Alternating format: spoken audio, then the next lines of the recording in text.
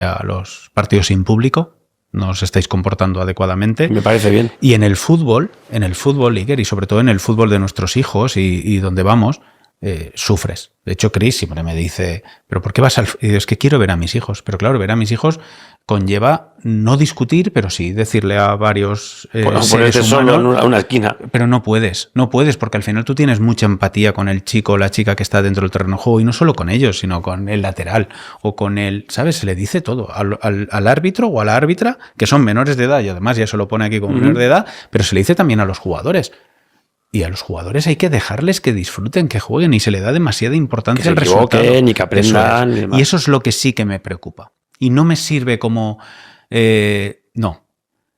Ojo con el arbitraje, no solo del fútbol, sino del baloncesto, del balonmano, porque sin arbitraje los deportes no existen. Y hoy en día los deportes son paradigmas culturales. Cuando nosotros jugábamos casi nadie venía a vernos. Hoy en día todos los estadios prácticamente están llenos y va la familia entera. Y los bares de los en este caso, instalaciones deportivas donde juegan los partidos prácticamente están llenos a la hora de los almuerzos o de las meriendas. Sí. Hoy en día eso es un nido cultural y también de educación. Para mí es muy importante en este caso que se hable de ese arbitraje que no tiene asistentes, que no tiene comunicadores. Porque obviamente tienes que hacer fuera de estás juego solo y a ver. Eso es, que te pitas 4 partidos seguidos haciendo las actas y demás, que decir, ahí no tienes a nadie que te ayude. Ojo con esto, que nada tiene que ver con el arbitraje del fútbol profesional, que todos de alguna forma ponemos. Que ese arbitraje es un 0,2% o un 0,4% en España, sin exagerarte. Te iba a preguntar una serie de cosas, que aquí sí que me contestes un poquito más breve, porque, bueno, una ya me has contestado, que es el tema de señalado, cuando te hicieron aquel referéndum que tú me has contado, pues llamarlo entre comillas. También la violencia también la has contado un poco, las tengo aquí apuntadas, porque como has hablado tanto, yo creo que has tocado todos los temas y para bien. Quería preguntarte una cosita, que era que si tú crees que el nivel de arbitraje ha bajado. Aquí, ya no a nivel global, pues tampoco, bueno, que siga las ligas y tal, o sea, sí que espero que lo que más importa quizás aquí en el fútbol español, si tú crees que el nivel de arbitraje del fútbol español ha bajado. Yo creo que estamos en un momento que si no nos preocupamos va a bajar y mucho. Yo creo que ahora hay una jornada de 3-4 árbitros jóvenes que llevan 1 o 2 temporadas en primera división, y hay algunos que llevan ya varias en segunda división que sí que se les ve con hambre, pero hay otros que están acomodados. Acomodados desde el punto de vista que no siempre arbitran igual. Que tú les ves arbitrar un clásico y con todos mis respetos, y luego arbitran, no voy a decir los equipos para que nadie se ofenda, no son los mismos. No son los mismos. O que los ves arbitrar un partido de Champions y que luego ha sido el miércoles partido de Champions, les toca Liga el viernes y no son los mismos. A mí eso me preocupa. Y me preocupa porque hoy en día, con la herramienta VAR, como te decía, y con el semiautomático y todo lo que queramos ponerle, cuanto más azúcar, más dulce, creo que deben aprovechar esos momentos. Que deben aprovechar esos momentos y que inclusive a día de hoy aún se sigue escuchando, que ya está el minuto 60. Y esa frase a mí siempre me ha chirriado, porque ¿tú sabes lo que sueña un árbitro? Yo ya te digo que yo no te lo puedo decir porque yo en tercera división ya había llegado a mi techo. Pero cuando tú eres de la plantilla de primera división en España y eres internacional, y el lunes te llaman desde el CTA para decirte ha llegado un email de UEFA y tienes un partido de Champions, tú sabes el subidón, decir, ¡guau! Es como que te convoca la selección. Eso es. Y te dan confianza. ¿Cómo luego se transforma toda esa confianza y esa preparación y ese equipo que llevas a tus espaldas para decir, que ya estamos en el minuto 60. ¿Cómo el minuto 60? Si no, deberías sentir que no quieres que se acabe. Que no se acabe nunca. Porque tú como árbitro, como te pase la jugada de Francia, que acabas de decir, de Thierry Henry, como te pase esa jugada, se te acaba tu carrera. Porque nosotros, de la misma forma que no hay meritocracia, todos podemos subir o bajar y nadie se preocupa por nosotros. Y no pasa nada. Sí, está claro que no somos protagonistas. Pero el arbitraje es así. Hubo una carta en 2005, fíjate, en 2005, López Nieto, que en aquel entonces era, árbitro. Fíjate hoy, sí, era árbitro, acababa él había estado en el Mundial, si no recuerdo mal, de 2002. Ahora, fíjate, presidente de éxito en un club de básquet que acaba de ganar. Pues en aquel entonces había dejado el arbitraje y era miembro del triunvirato que selecciona los árbitros para cada partido de la Liga Española, que es uno de la Liga, que era él, uno de consenso, que siempre ha sido Evaristo Puentes Leira, y el presidente del CTA. En su momento fue Victoriano Sánchez Arminio, que en paz descanse, Velasco Carballo y ahora Luis Medina. Y seguro que a partir de ahora va a ser uno nuevo si no cambia el sistema, por eso ojalá se cambie de raíz. Pues bueno, él hizo unas declaraciones acorde a lo que tú me acabas de preguntar. Están ahí, en Hemeroteca. En 2005 él comentó su parecer desde la experiencia vivida y ahora con la responsabilidad de designar árbitros para cada partido de la Liga Española en primera y en segunda división, es decir, el fútbol profesional. De aquellas, nos hicieron ir a Madrid a firmar una carta en contra, mandaron al Consejo Superior de Deportes, a la Liga, a la Federación, en contra de las declaraciones de este hombre. Y yo me acuerdo, yo estaba en segunda división y yo las firmé, Iker. Todos los que estamos ahí las firmamos. En contra. El vasallaje, en contra de esas declaraciones, pero hubo dos valientes. Hubo dos valientes que no quisieron firmar esa carta. Y esos dos valientes, uno ya sabía que esa temporada iba a ser internacional y no fue internacional. Se lo fumaron. Y el otro que no firmó estaba arbitrando partidos de Champions. Y también se lo fumaron. Y dejó de pitar partidos de Champions y a los pocos años estuvo fuera. Eso es historia del arbitraje, no me lo estoy inventando. Y para que veamos que tampoco, muchos decir, no, el ego, si aquí nadie habla, si lo hablamos desde el agradecimiento, lo que queremos es que el día de mañana los árbitros sepamos por qué ascendemos o por qué descendemos, o por qué nos ascienden o por qué nos descienden. Porque inclusive ha habido un presidente que estuvo hace nada en un juicio, porque ahora hay muchas demandas, mucho rollo federativo, que es lo que te invita a decir, hasta aquí hay muchas cosas que arreglar, que llegó a decir delante de un juez o de la juez que en España nadie podía decir por qué había ascendido o había descendido. Eso es duro y yo te lo confirmo. Y te lo puedo confirmar porque nadie va a poder decir que hablo desde el rencor o desde la envidia, si lo he vivido todo. Claro. Y he estado desde 2015, que fui porque yo he estado, cuando me dicen, ¿cuántos mundiales has estado? 4, porque para mí los sub-20 son mundiales igual. Yo dormía las mismas horas, entrenaba las mismas horas, me preparaba las mismas horas, fuese un sub-20 o un absoluto. Y he tenido la suerte, ya te decía, desde el Mundial Sub-20 de Nueva Zelanda en 2015 hasta el Mundial de Qatar, que fue en noviembre-diciembre de 2022, prácticamente estar todos los veranos ocupados, más allá de la temporada. Estar en esa vorágine, decir, y entender que muchos compañeros míos querían estar donde yo estaba. Claro. Pero yo nunca he competido contra nadie, como te decía, he competido conmigo mismo. Y una pregunta, Mateo, ¿tú consideras o crees que a lo mejor el CTA estaba, cuando te llamaba UEFA o FIFA para arbitrar un mundial o para arbitrar una Champions, el CTA que pasaba por esa convocatoria, ¿no? Así para que la gente lo entienda? Sí, pero canalizaba. Canalizaba, perdón. Me refiero, podía estar también un poco disgustado que te eligiesen a ti. Sin duda. De hecho, el Mundial, yo siempre lo he dicho, que el Mundial de 2022 yo no estaba ni en las listas. Y de hecho se cambió la edad. La gente dice, no, se aumentó la edad para Mateu Laoz.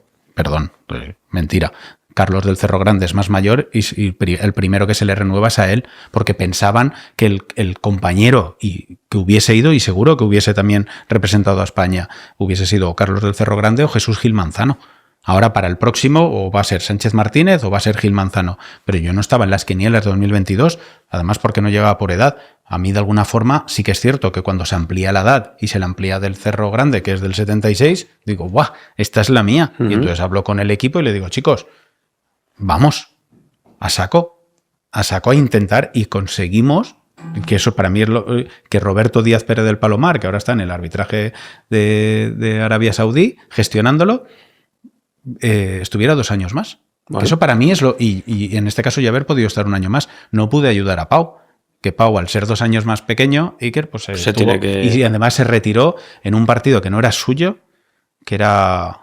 Él quería, al final, el partido de tu despedida, y que un Cádiz-Celta. Estaba luchando por el descenso, que además le llaman de un lunes o un martes, que no era ni suyo, que se cambia a última hora por decisiones políticas o como quieras llamarlo.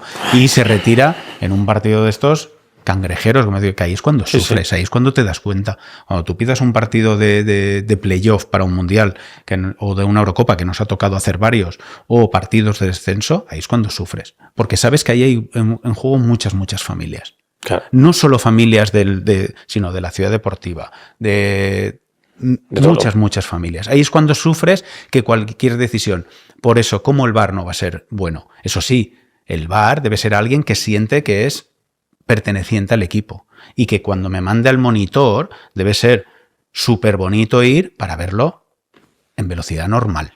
Para verlo la jugada que no te metan un marrón. Eso es, que no me cojan y me pongan primero una foto que ya me fiscaliza, que luego pida una cámara y que simplemente me pones de cortos y me la pones al 20%, ralentizado 5 velocidades, que eso en el fútbol no es fútbol. Y ahí no sale nadie. Y si sales, que el otro día, mira, para mí hay una situación como, por ejemplo, en el partido del Atlético-Barça, en la última semifinal, ¿sí? Cuando llaman nada más empezar el partido para expulsar a César Azpilicueta por no entrar a Rafinha. Yo, si vieras en mi casa cómo aplaudimos todos que no se expulsar, me da igual el equipo, ¿eh? Y yo estoy seguro que si los compañeros deciden que saquemos este corte, va a decir, no, esa jugada, César Azpilicueta iba con los ojos cerrados a atacar un balón, y Rafinha y él estaban en el aire, es decir, su impacto es en el aire y su impacto es en disputa al balón. Por tanto, no hay juego brusco grave. Y el árbitro la pilló de cine, decidió de cine, porque para mí también es súper importante decidir en tiempo y forma, y sacó una amarilla súper rápido. Muy bien. Y a los casi 2 minutos le llama al VAR, vente, y además de una forma de, tío, vente que esto... ¿Qué estamos haciendo? Esto no es respetuoso para nadie. Y vas allí y mira la foto. Vale. Puedes ponérmela. No, te la pongo en esta cámara que esta es al 50%. No, pero quiero verla en intensidad. No tengo cámara. Bueno, va, te voy a poner una cámara. Y fue valiente. Iker fue valiente y decidió, dice, vamos a ver. Esta jugada que yo ya la he visto en directo, que la he decidido en un segundo, que Rafinha obviamente no está lesionado y que seguro que le ha hecho daño porque es un impacto, pero ya está de alguna forma arbitrada y me estás poniendo aquí, ¿sabes lo que quiero decir? Sí. Y luego hay 2 jugadas que son infinitamente más peligrosas, que fue una de Lenglet a Lamine Yamal que da la ventaja y luego hay otra de Nahuel Molina a Eric García. Para mí las 3 son de amarilla clara, para mi forma de entender el fútbol, pero y en estas no entras. Entonces dices, vamos a ver, si para ti la de César Azpilicueta en el minuto 6 o 7 era roja, si eres justo contigo mismo y es tu criterio y es tu concepto futbolístico, como las otras 2 no le llamas también. ¿Me explico lo que digo? Sí. Y estamos hablando de una semifinal de Copa, lo que supone partido de vuelta. Y estamos hablando de clubes fuertes. Para que la gente que dice... ¿Qué coherencia hay en esta diferencia de criterios? O, si nos vamos a una semifinal de Champions, la del martes en el Bernabéu, Real Sociedad, y que tú puedes entender perfectamente la salida del Remiro a tapar, a un cabezazo al primer palo Jude Bellingham, y una vez Jude toca el balón, Alex con la mano le dan la cara. Perfecto, no entran, es residual, no es penalti, perfecto. El mismo árbitro de VAR, el pobre, y digo el pobre porque al final se siente vasallo del sistema, por la mañana le dicen, eso es penalti clarísimo, pero no habéis dicho que era residual, eso es penalti clarísimo. Y entonces va por la tarde y tiene que ayudar a otro compañero en un Rayo español y ocurre una jugada que no puede ser penalti nunca en la vida desde mi forma de pensar, que es un centro, Roberto Fernández remata y Pate Cis que va a taparla, pues al final Roberto que al rematar sigue su inercia y Pate Cis sigue su inercia. Se levantan los dos, se abrazan los dos, no pasa nada, llaman al VAR, el mismo, penalti y amarilla para Pate Cis. El mismo, chico. Entonces, ya no es solo que no hay una unificación de criterios, es que son demasiado obedientes, que ya no es que no interpreten, es que son siguana. Claro. Es que es la cajita. Oye, que esto es de esta cajita. Pero ¿y quién dice siguana? Siempre lo marcan el mismo. Y la semana que viene será siguana para otro. Que a Luka Modric fue expulsado en 2019 en un Celta Real Madrid. Dice, no, por una entrada y esto va a ser, como dijeron entonces, esto es el principio de todo. Los jugadores no pueden pisar el talón de Aquiles de los rivales. Depende cómo sea, de qué manera sea, joder, si es fortuita, si no, si quieres hacer daño, si ha sido un encontronazo sin más. Es que, por eso te digo que necesitas a alguien que también sepa valorar eso en el VAR. Porque a lo que quiero llegar yo es que la gente dice, ¿pero cómo vas a meter un jugador? Y claro, si el jugador es del Madrid, espera un segundo. Vamos a ver. Es una pregunta que yo quiero hacerte, y ya vamos a la parte final ya de todo lo que es esta entrevista, es explícame por qué motivo, o sea, un árbitro valenciano no puede pitar un Valencia-Villarreal? ¿O por qué un árbitro madrileño no puede pitar un Atlético Madrid-Real Madrid? Pero qué tontería es esta, es que yo no la entiendo. O sea, la verdad, no puedo entender que para arbitrar un Madrid-Atleti tiene que venir uno de Barcelona, uno de Valencia o uno de Bilbao. Pero si da igual. Si me dice, no, es que el del Madrid, o sea, el que vive en Madrid puede ser del Real Madrid. Ya bueno, pero es que a lo mejor el del Valencia es del Real Madrid, o que tenga cierta afinidad por el Real Madrid cuando era pequeño. Pero luego está su profesión. Entonces, hay normas que a mí se me escapan a veces que yo digo que es que estamos muy antiguos. Entonces era un poco saber cuál es tu opinión en base a esto también. Mira, me encanta la pregunta y lo vas a entender perfectamente. La final de 2013 contra el Atlético, final de Copa del Rey. Sí, perdimos 2-1, sí. El árbitro, la federación estuvo a punto de poner a Carlos Velasco Carballo. A puntísimo. Que es de Madrid. Que es de Madrid. De hecho, al final, Roberto Alonso, el que era su asistente, estuvo en la final como quinto árbitro. Que eso no había pasado nunca. Que aquella final la pita Clos Gómez. Aquella final la pita Clos Gómez con Xavi Estrada de cuarto. Sí.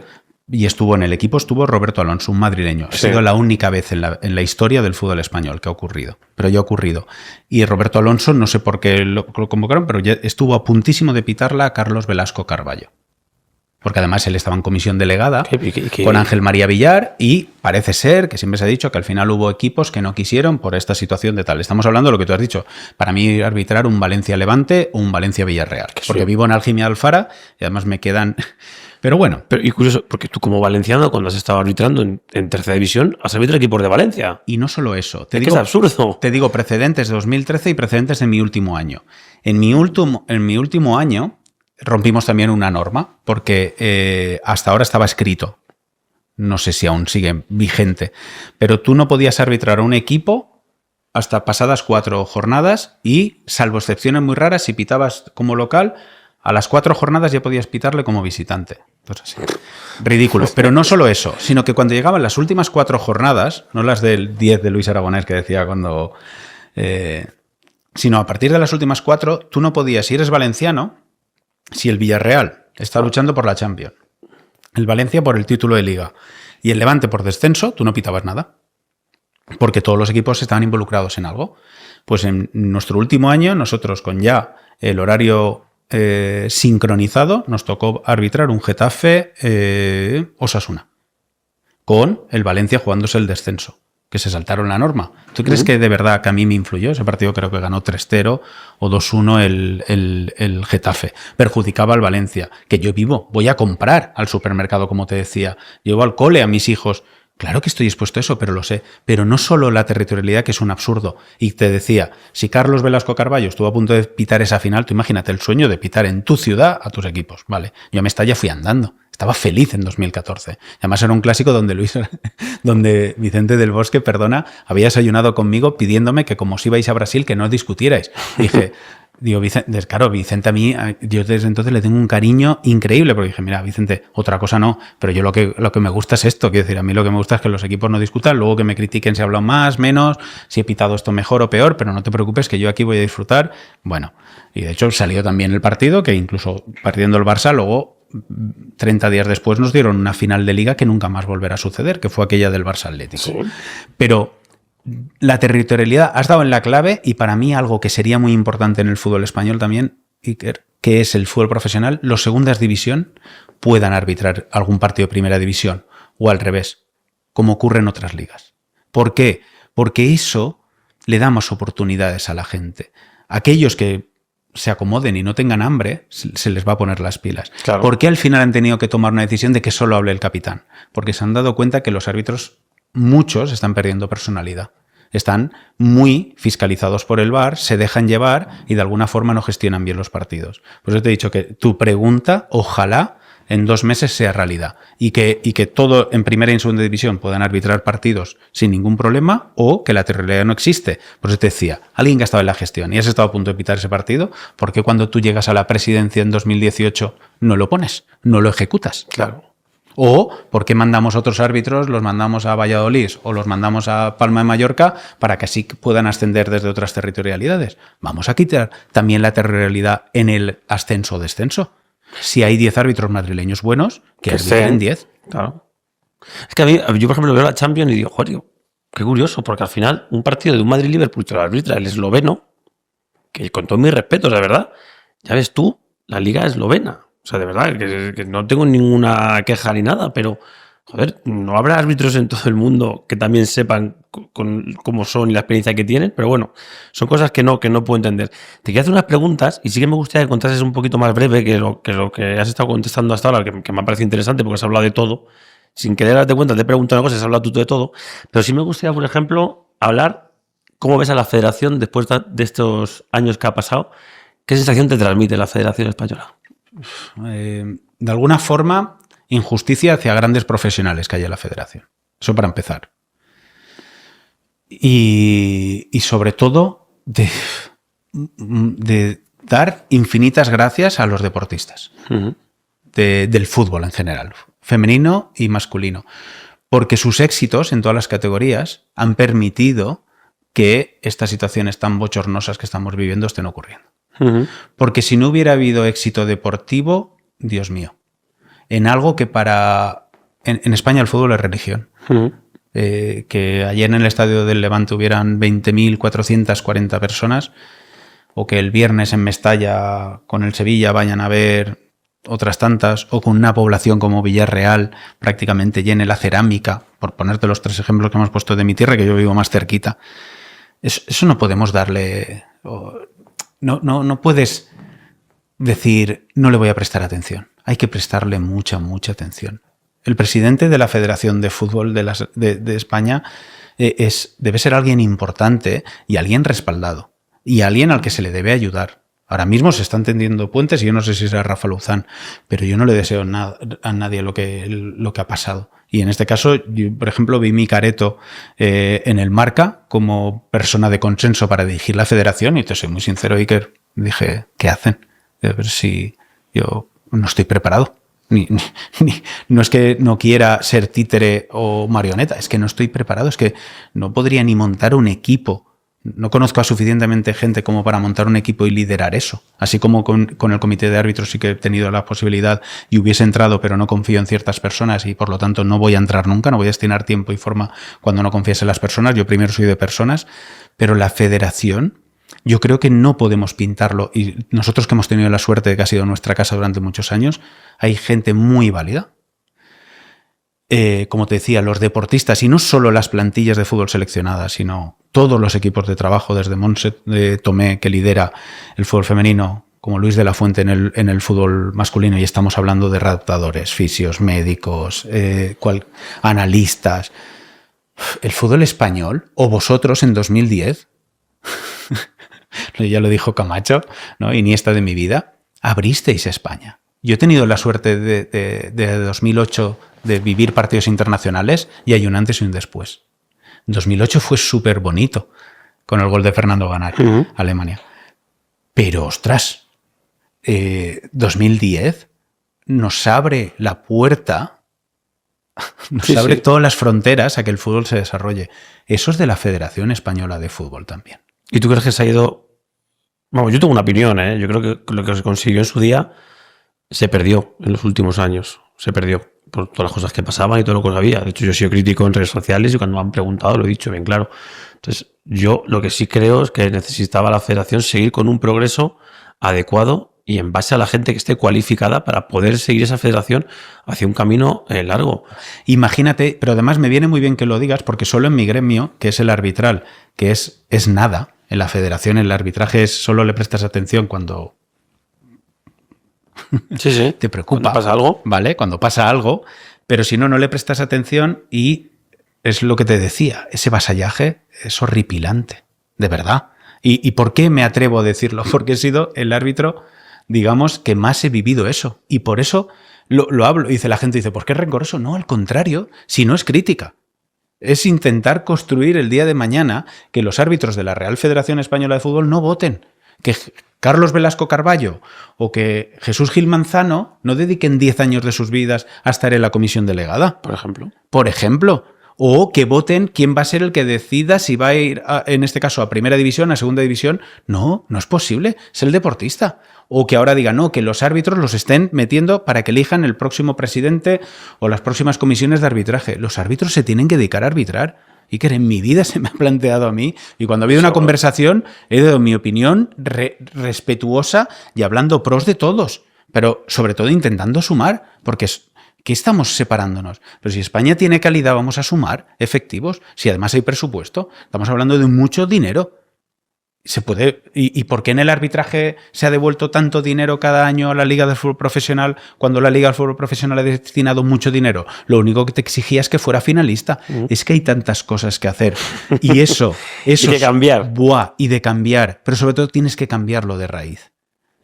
Y tienes que cambiarlo de raíz porque si no, nunca sanarás el arbitraje. Y si no sanas el arbitraje, el peligro está que el día de mañana las competiciones no serán atractivas para el aficionado, y vosotros en este caso lo estáis viviendo con algo que habéis creado de la nada, que es maravilloso, y ojalá hables con Jaume, con Perchita, y podéis venir lo decías, del Puerto Móstoles, y ojalá podáis venir a Valencia y montar algo en favor de la Dana, sobre todo, ya no digo ni a nivel recaudatorio, sino a nivel de emociones. Sí, porque de a los jóvenes que han estado ayudando, que se han salido de las aulas a quitar barro, que a día de hoy siguen repartiendo por las casas a los ancianos que no tienen los ascensores y les llegan con bolsas de comida de muchísimos voluntarios y donantes.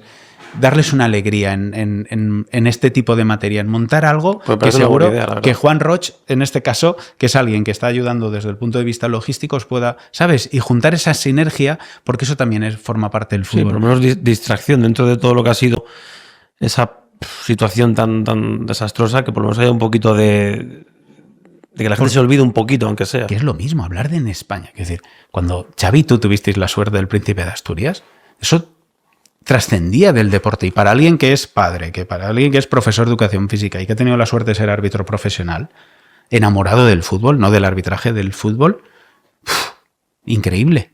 Increíble. Todos los que lo reciben tendrán sus razones, pero, ostras, era algo que trascendía y que ahora mismo, que nadie se enfade conmigo, pero con los dos centrales, Laporte y Lenormand, con Lamine Yamal por una banda, con Nico Williams por la otra, y vamos a hablar que España es racista. Estamos zumbaos. ¿Qué estamos diciendo? ¿Me explico? Es decir, hay alguien que cuando vea la selección española, el otro día que vinieron por la Dana a Mestalla, ¿tú sabes cómo estaba Mestalla? ¿Tú sabes cómo estaba la gente feliz? ¿Tú crees que la gente se está fijando en el color de la piel? ¿O el origen? Que eso no es verdad. Si el deporte une. Si el deporte solo tiene valores positivos. Otra cosa es que se quiera monetarizar o cambiar. Pero sobre todo, algo que es súper importante es que encima el deporte fútbol, si de algo se diferencia para mí de otros deportes, es que el pequeñito te puede ganar en un momento dado. Yo siempre lo recuerdo, el Novelda llegó lejos en la Copa del Rey, el Numancia llegó a unas semifinales. Es más antiguo, Mateo, es más antiguo que vamos, ¿eh? No, pero te podía decir el Alcorcón, pero no sí, quería. Sí, eso me acuerdo yo todavía, que eso lo viví yo en primera persona. Te voy a hacer 3 preguntas de nombre propio y luego voy a tirar ya por la pregunta de Flexicar. Pero quiero que me contestes porque evidentemente es un tema que quiero saber. Vamos a ir de menos a más. Fútbol femenino. Se han quejado que por lo visto el sistema arbitral, en este caso, pues que arbitren mujeres, que parece ser que no les gusta y quieren que sean hombres. ¿Qué te parece? Me parece curioso. Yo te voy a ser muy, muy sincero.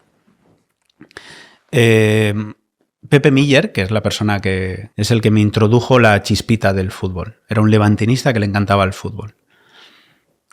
A él le encantaba cómo arbitrábamos, porque también por eso Pau forma parte de mi equipo, porque habíamos sido futboleros, habíamos compaginado el fútbol. Y hasta 2016, la liga femenina la arbitraban los árbitros de segunda B, que también habían árbitras o asistentes. Es decir, no diferenciábamos sexo. ¿Me explico? Era fútbol. Ni masculino ni femenino. Y entonces la plantilla de segunda B de la temporada 2016-2017, Iker, arbitraban los mejores y las mejores. ¿Vale? A partir de ahí se decide que la temporada 2017-2018 van a arbitrar solo chicas. Y entonces Miller me pide ayuda en mi comunidad.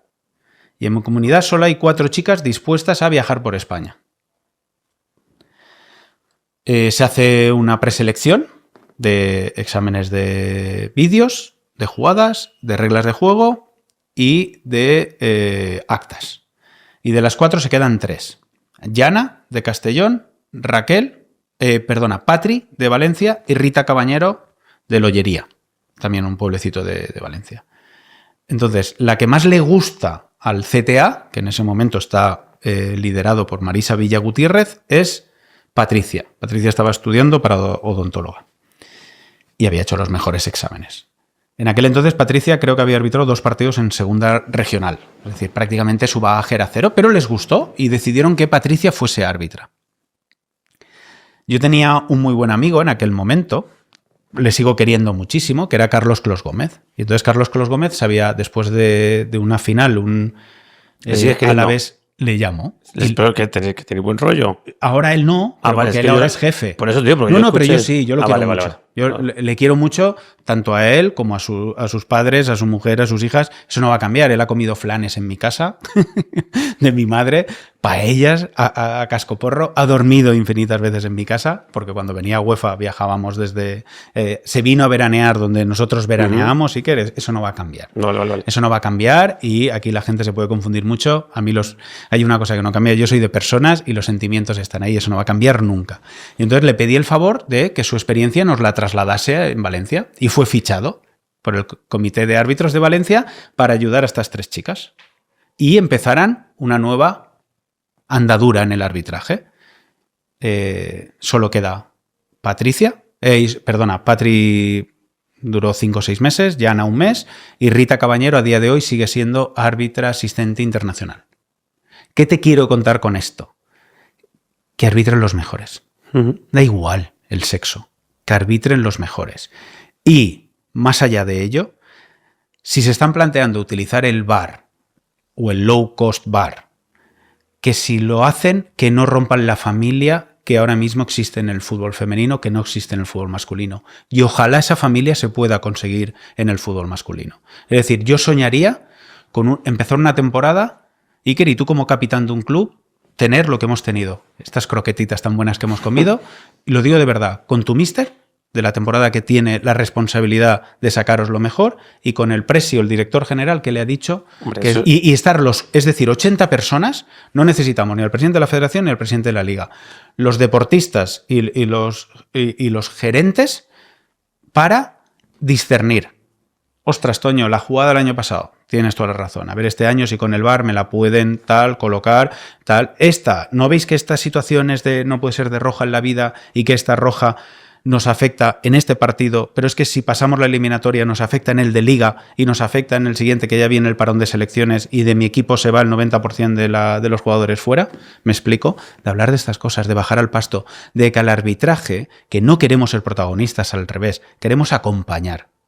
Queremos estar a vuestro lado, queremos que focalicéis en el balón y que os olvidéis de nosotros. Y queremos, claro que sí, que haya buen rollo, que no hayan tantas amarillas por protesta, que no hayan tantas tarjetas amarillas o rojas a los banquillos. No hace falta, si es que somos privilegiados los que estamos en el fútbol. Por eso, ojo al fútbol femenino. Y si se están planteando que árbitros chicos puedan arbitrar, por favor que lo hagan, que eso da calidad a la competición. Es mi humilde punto de vista. Y vuelvo a decir que valoremos a las personas por su valía, no por su género. Que sepa arbitrar, que arbitre. Te voy a preguntar por Estrada Fernández, ¿no? Porque creo que es el único que está desde fuera, ¿no? Espera, no, sí. Está siendo un poco desde fuera, un poco crítico con todo lo que es el sistema arbitral y con todo lo que ha pasado. Digamos que está siendo crítico públicamente. Sí, eso es. Ahora mismo hay...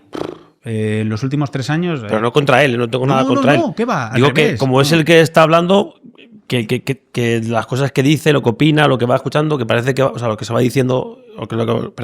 lo que va diciendo él... Mira, no escondemos nada y eso es lo chulo. Si nos sentamos aquí es porque no hay nada que esconder. Yo a Xavi Estrada lo he tenido como compañero.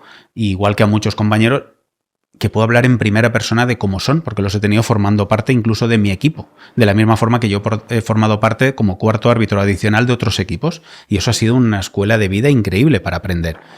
Coges las cosas buenas de cada uno de ellos, y Xavi lo está haciendo público, pero quiero que sepáis que la federación ahora mismo se enfrenta a 6, 7, 10 demandas cada temporada por parte de los árbitros. Y siempre es la misma solución. Se están burlando un poquito del sistema jurídico español, hacen perder tiempo a todos los empleados de la justicia Lo retrasan y al final, un día antes del juicio, acaban pagando y comprando la ley del silencio y se finiquita acorde a la ley. Te lo dice alguien que no ha demandado, que creo que soy el único en los últimos 3 años que no ha demandado. Yo lo hice por principios y porque creía en esa cortesanía y porque creo que hay mejores formas de construir, pero es mi humilde punto de vista, y Chris me dio en este caso su opinión y me dijo, venga, yo te asumo que quieres ser así, que quieres ser un ejemplo. Por eso aquellos que todos que digan que lo haces del rencor, ¿crees que desde mi punto de vista podría haber demostrado que ha arbitrado al Real Madrid hasta la temporada 2021? ¿Crees que sería fácil te lo digo porque 2021 es cuando solo nos contabilizan en el sistema laboral español, que aparecen los contratos. Tú me conoces de antes de 2021. Sí, sí. No solo aquí, sino en Porto. Sí, ¿vale? sí, ¿verdad? Entonces, para mí sería fácil ir a un juzgado y decir, mire, yo soy con pelo en 2004 que arbitró el Cádiz Recreativo de Huelva, partido del Plus, a las 12. Podría demostrarlo fácilmente. ¿Me hubieran finiquitado esos años? Por supuesto. Es mi derecho fundamental. ¿Por qué no he querido hacerlo? Por eso que te digo de la casa. Porque aún creo que hay otras formas. La mayoría de compañeros, por no decirte el 100%, han decidido demandar. Chapó. Xavi Estrada es uno de ellos. Y Xavi Estrada, aparte de esa demanda, que va por el derrotero laboral, por así decirlo, de alguna forma, él también se querelló contra Enríquez Negreira.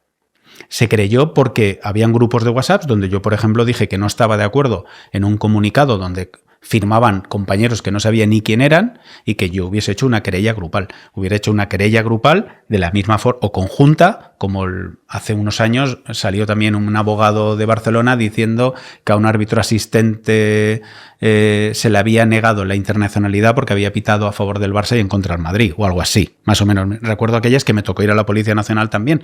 Es que he tenido la suerte de poder siempre ir a la Policía Nacional a declarar. Con el tema Negreira he ido a la Guardia Civil, he ido al Comité Ético de UEFA, siempre a decir la verdad, porque no queda otra. Y entonces sí que es verdad que hay situaciones donde muchos de nosotros no entendemos que se tapen cosas, porque al final va a ser peor, porque van a acabar saliendo. Entonces yo, de Xavi Estrada, lo único que de alguna forma me chirría más es porque él, previo a todo ello, él se presentó para ser presidente de los árbitros catalanes. Y vivió justo la pregunta que me has hecho hace un ratito sobre esos cortijos territoriales. Y entonces, esa es mi forma de pensar. Es decir, bueno, si te has presentado para querer y quieres ser presidente de los árbitros catalanes, que estamos hablando de los árbitros catalanes, igual hay 4.000. No quiero exagerar, entre fichas federativas de fútbol playa, fútbol sala, fútbol femenino, fútbol masculino, todo.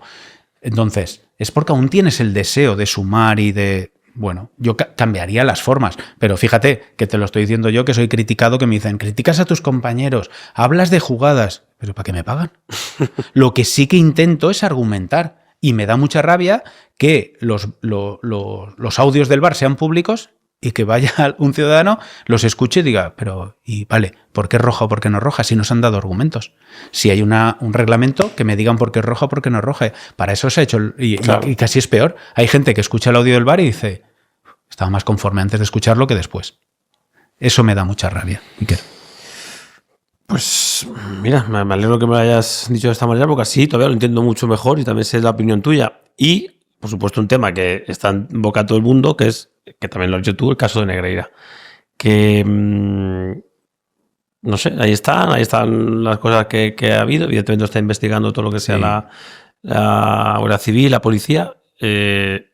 Hombre, o sea, yo como jugador que he sido y como parte de esta historia, todo el mundo presuntamente es inocente hasta que se demuestre lo contrario, pero ahí están unos pagos que sí que se han hecho. No sé, mira que quiero creer en la honorabilidad y la honestidad de la gente, pero evidentemente en este momento pues hay cosas como que no las ves tan de acuerdo, ¿no?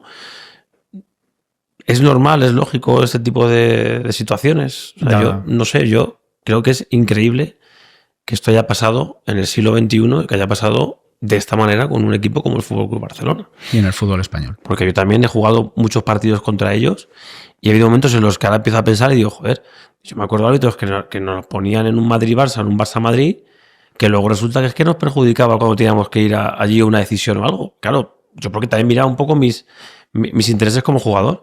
Pero ahora viendo lo que ha pasado, pues no sé, me siento como vacío, me siento como jodido en ese sentido. Yo he hablado siempre desde el corazón, siempre he hablado desde lo que mis ojos y mis oídos han visto, y como las últimas, ya ves, ni declaraciones, que era simplemente hablar de un compañero, decía, jolín, me gustaría que también lo disfrutasen en nosotros lados. Y no entiendo por qué no, de alguna forma no está arbitrando más, pero es porque sinceramente había visto que estaba sacando partidos importantes, porque no es lo mismo. No es lo mismo pitar un clásico que otros partidos digan lo que digan, ¿vale? Y sobre todo estos de la federación, los cortijos, el culito se le hace pequeño, y además a esos estadios sí que van, que cuando en un clásico ahí van todos. Sí, todo ahí, el mundo. La final de Copa, ya te digo yo, cómo va a estar el palco ¿vale? de... Eso... El palco de la federación, que yo sé que está en el medio, va a estar completo. Ahí estamos, y tú, que como capitán, ya, ¿qué te voy a contar que no sepas? Entonces, todos nos basamos en esa experiencia. Vas a entender que sea muy pulcro, no porque no quiera decir nada, al contrario, ya te vuelvo a decir que yo he hecho las declaraciones y me corroboro en todas las que he hecho.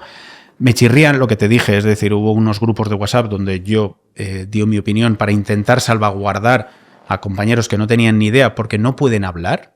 A mí me hubiese gustado hacer un documental solo de ese mes, es decir, ir del 16 de mayo de 2014, donde lo daba Televisión Española ese partido, y nosotros teníamos, como no estaba el VAR, cuando teníamos los adicionales nos grabábamos las conversaciones, y entonces me grabé la final del Madrid-Barça, la tengo grabada, y entonces tengo un documento que es precioso, que es las imágenes de Televisión Española con lo que nosotros hablamos. Súper bonito. Para mí, claro, hay cosas ahí, pues eso, le hablé a Fabio, le hablé mal, y a Pepe le hablé mal, y a Neymar también. Hay tres de los que no me enorgullezco cuando mis hijos han escuchado, ostras, papi, ¿por qué blasfemas? Pues bueno, estás caliente y dices cosas, no quieres amonestar o no quieres tal, y de alguna forma hablas canchero, ¿vale? Pero me hubiese gustado de alguna forma, y creo que podremos sacarlo a la luz pública, y luego 31 días después, porque fue el 17 de mayo de 2014, que fue el Barça Atlético de Madrid, donde en los dos partidos hay errores. Eso para mí, digamos que es en un mes el resumen de lo que yo he vivido, por lo que tú dices. Yo sé lo que yo he arbitrado, yo sé lo que yo he vivido, te he contestado muy rápido, no he tenido nunca ninguna presión, he tenido la suerte de conocer a un gran profesional que nos daba clases conjuntas después de dejar la selección en 2008, que es Javier Enrique Romero. Cuando ya se va Luis Aragonés, se quedan en la federación dos personas, Jesús Paredes y se queda Javier. Javier, entiendo que como su padre vicepresidente, se viene al CTA y nos da clases conjuntas, y a partir de ahí sé de algunos, porque me lo han dicho ellos, que empiezan a trabajar individualmente con ellos, y sé que él me ofreció, Toño, ¿tú no quieres trabajar? ¿A ti que te gusta este arbitraje y demás?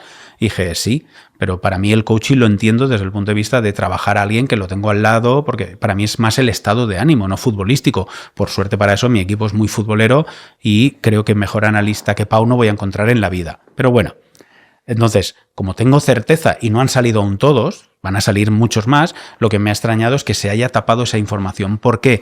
Porque para mí lo que yo entiendo es totalmente diferente lo que hizo el padre, que ahí no tengo ni idea. El otro día un compañero sí que, y no lo voy a decir porque aquí sí que levantaríamos muchas pulgas, porque me recordó, ¿tú sabes que en aquel homenaje, yo solo he estado en 3 homenajes, Mejuto González, Luis Medina Cantalejo y Carlos Clos Gómez? Y salió una conversación y dije, ostras, fíjate, no me había ni fijado. Pero el otro día, pues claro, porque aquí avanzamos todos los días, nos encontramos a personas y la gente te va dando información. Y es lo que tú dices, y en algunas dices, ostras, pero yo creo firmemente en esa honorabilidad de los compañeros que han sido coetáneos conmigo. Y para mí no tiene nada que ver lo que es la gobernanza, que ahora hay que cambiar, por favor, la gobernanza del CTA, y no porque Velasco la cambiase, porque cuando él llega como presidente y está en Rusia, cambia la gobernanza del arbitraje, la letra, pero luego es la misma. O cuando llega Luis Medina es lo mismo que Velasco Carballo, no ha cambiado nada.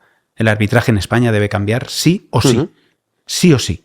Y además creo que es de fácil solución cambiarlo. Además tienen éxito asegurado si se basan en las personas y si se basan en los deportistas y si hacen una meritocracia, porque sanearía mucho este tema de Negreira. Si tú ahora haces un sistema donde te gastas dinero en la estructura y donde los entrenadores, el cuerpo técnico empieza a diferenciar y a decirte quién va a ir a la final de Copa del Rey, basado en un rendimiento, pues la gente va a empezar a confiar mucho más. Luego te podrás equivocar más o menos, Iker, pero está basado en eso. Seguimos tapándolo hasta en eso. Ya no es una cuestión solo de marujeo, sino es una cuestión de que el sistema sigue siendo el mismo. Están los mismos vicepresidentes, que me chirría. ¿Por qué Carlos Velasco salió justo en ese momento? ¿Por qué Xavi Moreno Delgado, que era vicepresidente de la catalana, salió justo en ese periodo? ¿Por qué entra Lesma, la madrileña, y entra Luis Medina desde la andaluza? Lo que habla... ¿Por qué? Esas situaciones no te puedo contestar, pero sí que me llaman mucho, mucho la atención. Y ojalá, porque tú no sabes el daño que está haciendo este tema. Para alguien que, como tú has dicho, que lo has vivido, que tú me has visto en el terreno de juego equivocándome, acertando, siendo más comunicativo, siendo más severo, porque ese día había tenido una discusión con Chris y emocionalmente no llegué limpio al partido. ¿A quién no le ha pasado eso? Sí, está claro. ¿Vale? Pero nos hemos mirado siempre la cara y cada vez que nos veamos nos vamos a abrazar y con nuestras diferencias, Iker, somos afortunados y hemos sido privilegiados que hemos abanderado, obviamente tú, a niveles estratosféricos, porque yo he estado en mundiales y he visto a mis compañeros, y que no se enfade nadie, voy a levantar aquí, celebrando la derrota de su equipo, de su selección. Es de locos. A mí cuando me han preguntado cómo voy a ser tan egoísta de querer pitar un cuartos de final en Qatar, cuando me tocó después de que España se eliminara con Marruecos, cuando en mi casa mis hijos están llorando. Es que ¿hay alguien tan cenutrio? Pues la gente lo piensa, es que, No, pero es que es así, lo he visto. Yo he visto a compatriotas de su selección celebrar su derrota porque así ellos tienen la posibilidad de que los seleccionen para la siguiente fase como árbitros. Eso hay que cambiarlo también de raíz. El árbitro debe ser un enamorado del fútbol, debe estar cercano al fútbol, debe ser alguien que escucha a un portero y le gusta lo que le están diciendo. Ahora que, yo qué sé, por ejemplo... se llegó, ahora el árbitro tiene la suerte de volver a arbitrar al Real Madrid contra el Arsenal mañana. Este árbitro anuló a instancias de su asistente un fuera de juego por interferencia Lunin contra el Leipzig. Sí. Dios mío. Es decir, ¿cómo el VAR no te llama para ir a ver? ¿Sabes? Eso no es fútbol. Claro. Eso no es fútbol. Por ejemplo, y estamos hablando, dices, Toño, lo estás diciendo contra un equipo español. Yo siempre quiero, y siempre lo he dicho, que los equipos españoles lleguen lo más lejos posible y que la selección llegue lo más lejos posible, porque ese es mi éxito. A mí lo que me ha dado de ser representante del arbitraje español de 2011 a 2022 a nivel internacional es lo que mi selección me daba. Es lo que mis equipos de mi país ganaban las Champions, las Europa League, eso es las Supercopas de Europa, los mundiales de clubes. La Intercontinental de entonces, eso es lo que te da prestigio, que dicen, ¡buah! Este árbitro es español, y entonces ya de alguna forma ese aura ya la tienes. Vienes del fútbol español, Ike. Sí, está claro. Y eso la gente aún no se ha abierto. Dices, vamos a abrir la mente, que no sabemos lo que tenemos. Perdona todo este rollo. No, pero digamos que eso... Y luego esto va a estar editado y lo veas. Si nos has dado para no sé cuántas entrevistas, esto está muy bien, en serio, ¿eh? Y mira, ya para acabar, después de todo ya las preguntas que te he hecho, esas son preguntas, no preguntas, porque es la pregunta de Flexicar, pero es un juego rápido, hacerlo divertido después de tanta seriedad que hemos tenido. Venga. Y dentro de lo que cabe, pues es un poco así, ¿te acuerdas quién dijo esta frase tuya en un momento dado? ¿Vale? Vamos allá. Voy a empezar por esta, a ver. No solo mirar quién nos pita, pero a partir de ahora miraré para no encontrarme con él. ¡Ostras! Ostras. Afortunadamente no sé quién es. ¿No? No. Te lo digo yo. Por favor. Esto fue en un Almería-Jerez, Unai Emery, que acabó jugando el Almería con 7 jugadores. Sí, tuvimos muy mala suerte, sobre todo con Juan Carlos, su segundo, Carcedo. Les expulsamos a muchos jugadores. Empezó un Murcia-Almería, luego un Almería-Jerez y acabamos esa temporada que me da la vida, el regalo de conocer a Chris, que fue el Castilla de Michel, ¿sí? Con unos jugadorazos increíbles que luego 15 llegaron a Primera División al año siguiente. Sí, qué bueno. Y Emery consiguió el ascenso. Sí. Vamos, por suerte hay mucho contacto, nos hemos visto muchas más veces. ¿Sabes lo bueno? Que estas cosas, aunque en este momento tú dices, joder, tal, pero luego lo bueno es que el fútbol te vuelve a unir otra vez, al final vas teniendo y te ríes, porque yo ahora mismo, cuando me junto con mis compañeros y tal, fíjate que alguna vez has tenido así un problema, pero que te ríes y te lo pasas bien, no sé, en mi caso. Esta me hace gracia porque, a ver, espérate, esta. Se prepara. Esta es de alguien que, bueno, un árbitro se puede equivocar en una falta, en un penalti, y lo puedo entender. Pero Mateo modifica el juego. No sé cuándo es falta y cuándo no. Ese es Xavi. No, es cerca, pero no. Tito, que Tito Llama, que paz descanse. Sí. Tito. Eso fue después de un Sevilla-Barça. Los dos hicieron declaraciones en ese... Y ves, lo de Tito sí que me hubiese gustado encontrarme con él. Así como con Xavi me he encontrado incluso como comentarista, que tuve la suerte de estar el año pasado con él y hablar estas cosas. En aquel partido nos equivocamos expulsando a Gary Medel. Y luego una mano de Thiago que acaba en gol de David Villa, del Guaje. Y había marcado Negredo 2 goles y remontaron 2-3. Es decir, ahí los dos errores para el partido realmente fueron en contra del Sevilla. Y ya, así como me queda eso, no haberlo hablado con Tito, porque sé que ese tipo de situaciones, aunque las crean, a mí me hubiesen ayudado que me lo hubiesen dicho en un vestuario. Porque eso que ahora prohíben que los vestuarios entren, tú sabes que siempre mi vestuario ha estado abierto siempre para cualquier ciudadano, ser humano que con educación entra y quiere que dialoguemos y hablemos, y creo que es mejor, inclusive antes de salir a rueda de prensa, porque si te desahogas en mi vestuario, posiblemente a mí me regalas un aprendizaje y tú de alguna forma nos dejas un documento para la eternidad, donde luego de alguna forma... Oye, ya para terminar, ya que ya terminó, y agradecerte que hayas venido aquí a esta entrevista.